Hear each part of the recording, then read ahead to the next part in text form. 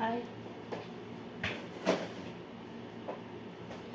এখন আমি কাজ করবো, এগুলো দমু, এই বাটি মেরে সব দমু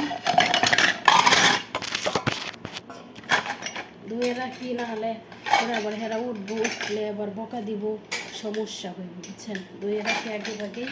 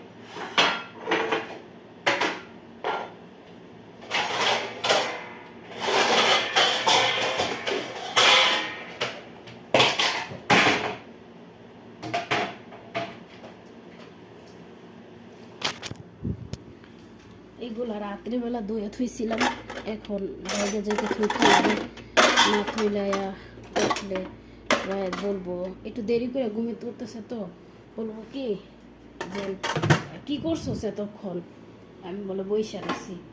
আমি 2টা বাথরুম ধুইছি, বেডরুম পরিষ্কার করছি, ওই সালা করেছি, ওই মেজলিশ করেছি, সব কাজ করেছি।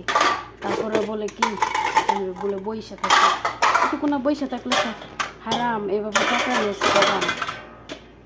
আল্লাহ কি আর করে গেছে, আল্লাহটা আল্লাহ দেখবো না, এগুলো বিচার আল্লাহ করবো।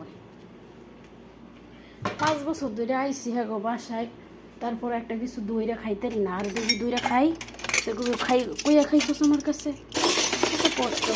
তারপরে আমি এই বাসাতে যাই না, আমার পরে আইসা 2টা মাইয়া, একটা ইন্দোনেশিয়া আর একটা বাংলাদেশের, ফরিদপুরের একটা মেয়ে রুকসানা আপা, জানি না রুকসানা আপা আমার এই ভিডিওটা দেখো নাকি, তোমার মিস করি আমি। আসলে তোমার লোকে যাওয়াটাই ঠিক ছিল আমার, কিন্তু আমি বুঝতে পারি নাই, আমি আসলে ভয় পাইতাম, বুঝছো। তুমি যে বলো চুরি করে, এই যে রুকসানা আপা চুরি করে রান্না করতো, ও ধরা পড়তো না, কিন্তু আমি চুরি করে রান্না করলে আমি ধরা পড়ে যেতাম। পরে একদিন রুকসানা আপা কইতেছে কি যে তুই রান্না করিস না, আমি রান্না করুম, তারপরে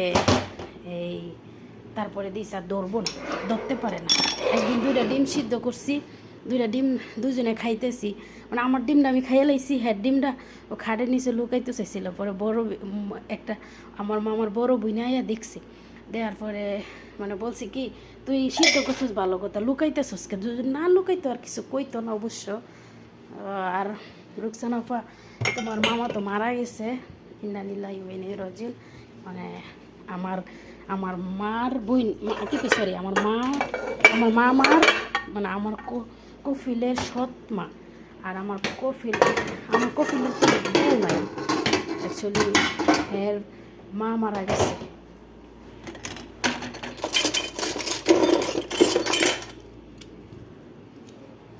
এখন এটি কইরা রাখি, তাড়াতাড়ি করে পরে রান্না করতে পারুন।